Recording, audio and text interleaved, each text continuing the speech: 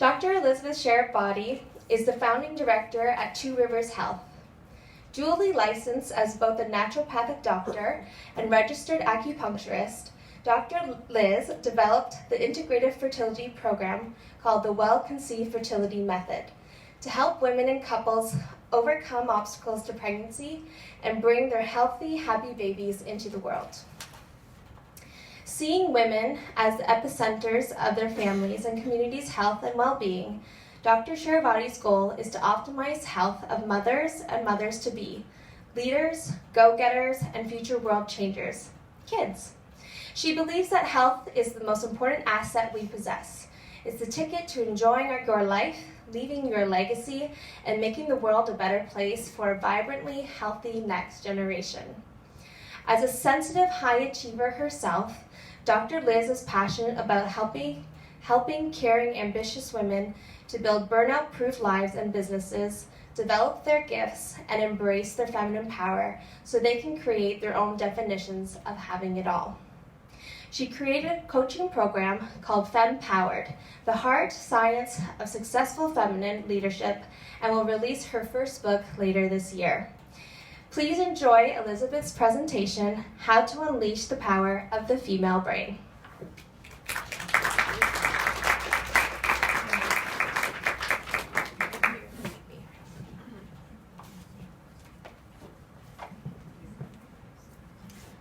Good evening. Well, we live in a time and place that's never been better for girls and women. Women now graduate from Canadian universities. 55% of our university graduates are female, which is more than ever before. Women own 40% of Canadian businesses. We make 85% of household purchasing decisions and use social media at a rate of 600% than our male friends and family members. Essentially, we own the internet. And yet, even here in Canada, there is still a lot of work to be done. In Canada, women earn 26% less than men for equal work.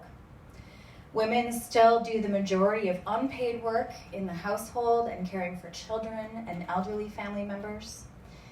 And although 1/4 of Canadian members of Parliament are female, Maclean's last year estimated it will take another 100 years before we reach gender parity in Parliament. Last year, Maclean's drew attention to the gender wage gap in Canada by asking men to pay 26% more for the same issue. This was a tongue-in-cheek call to attention to this vital issue that our culture is facing, despite the powerful advancements in gender equality that we're celebrating here today on International Women's Day. Truly, without economic equality, there is no equality. Despite more female university graduates overall, women are highly underrepresented in higher paying fields such as science, technology, engineering, and math, otherwise known as STEM careers. Despite owning 40% of businesses, only 7% of big businesses are owned by women. That's growth companies with over 100 employees or more.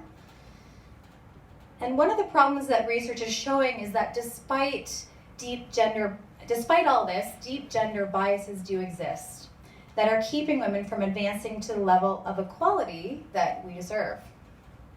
We had the famous Howard and Heidi study where women and men hirers were shown identical resumes, the only difference being one had the name Howard and one had the name Heidi, so a male name and a female name, and both male and female hirers preferred and said they would hire Howard over Heidi.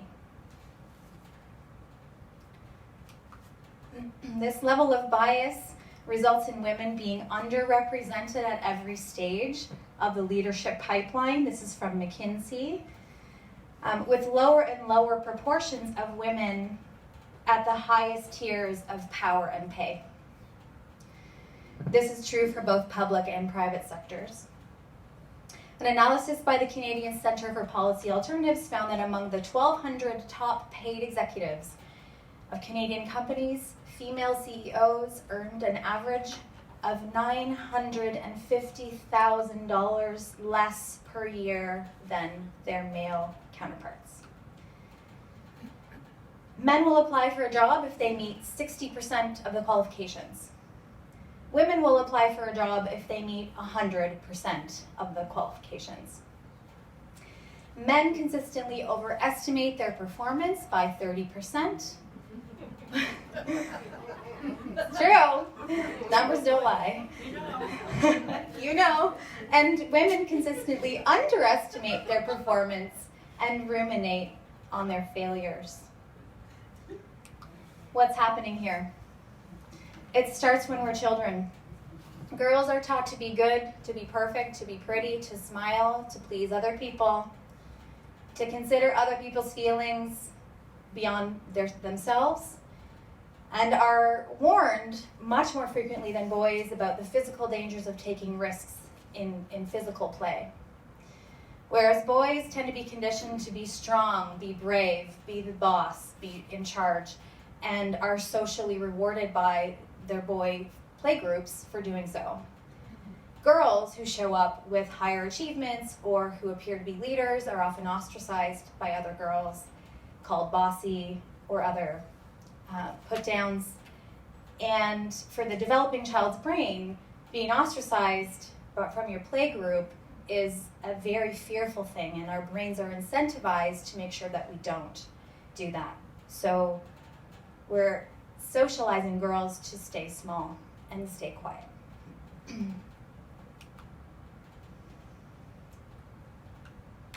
As a society, we're subconsciously conditioning girls to grow up lacking one profoundly important characteristic that allows people of any gender to be perceived as leaders, promoted to positions of power and higher paying roles, and positioned in places where they are making decisions about the well-being of other people in their community.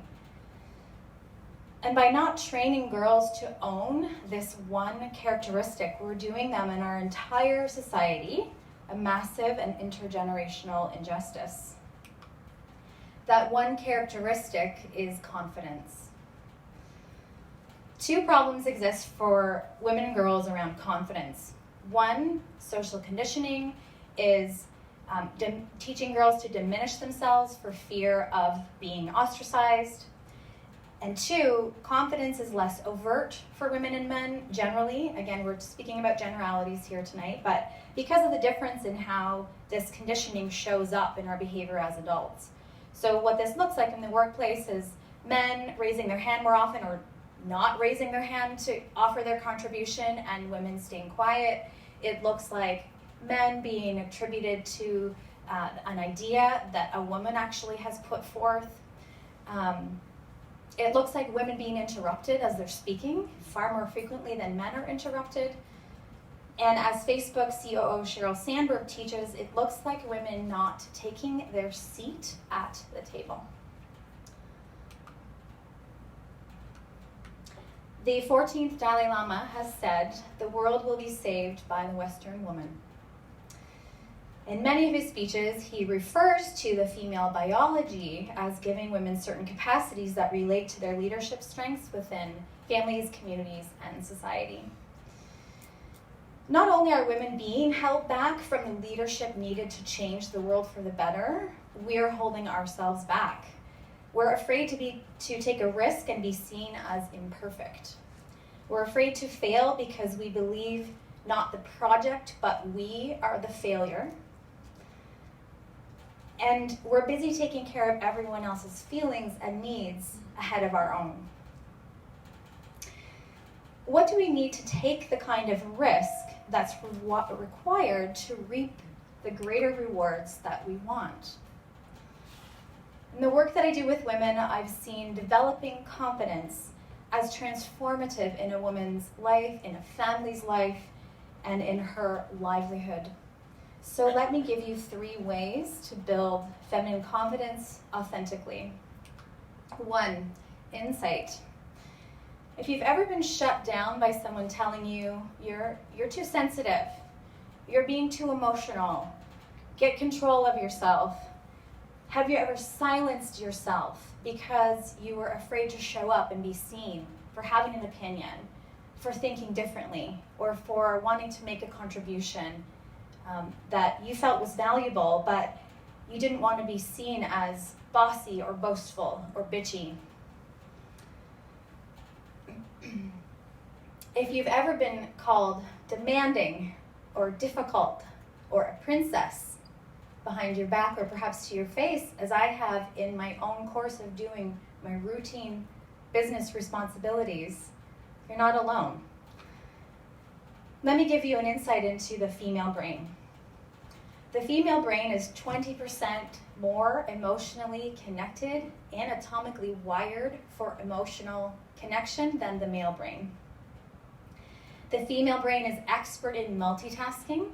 Right now, you probably have a sense of the emotional well-being of people around you and of your family members, your children, your spouse, even if they're not in the room. And the female brain is highly valuable in every place that we look for success, in life, in love, in livelihood. Your emotions are signals to guide you. They're information. And learning how to leverage your emotions will create more confidence and more success. 2, imperfection. Women are conditioned to expect ourselves to be perfect, but you don't have to be perfect to have the right to put your hand up and say, this is what I think, I'd like to contribute, this is what I want. Perfection is not required for permission. Confidence is. As Rishma Sujani in her TED Talk encourages, we need to replace perfectionism with bravery.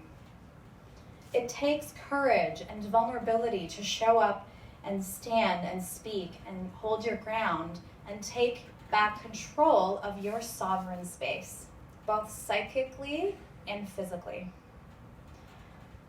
We must trade in our perfectionism for courage.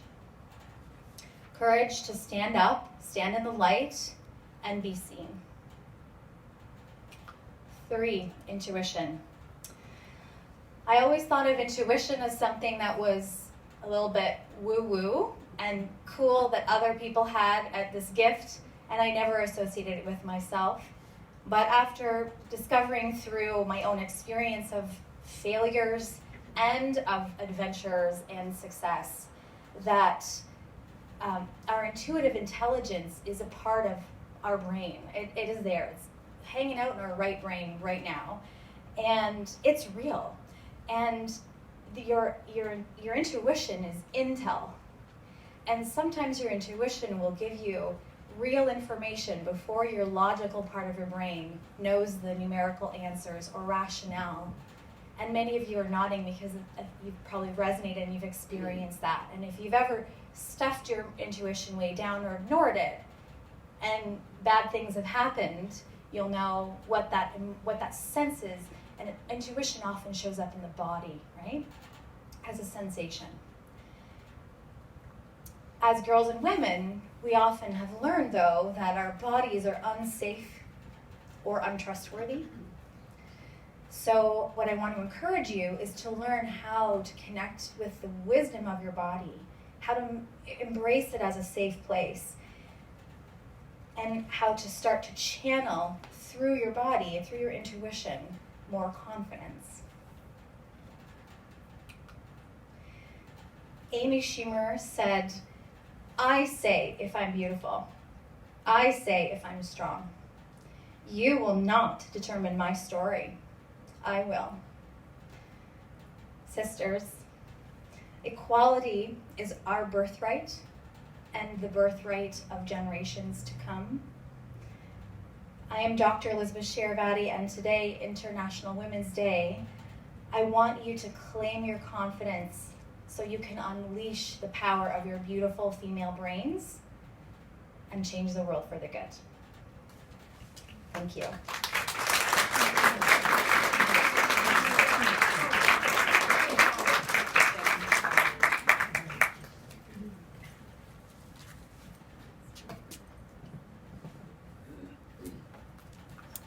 Okay. There we go.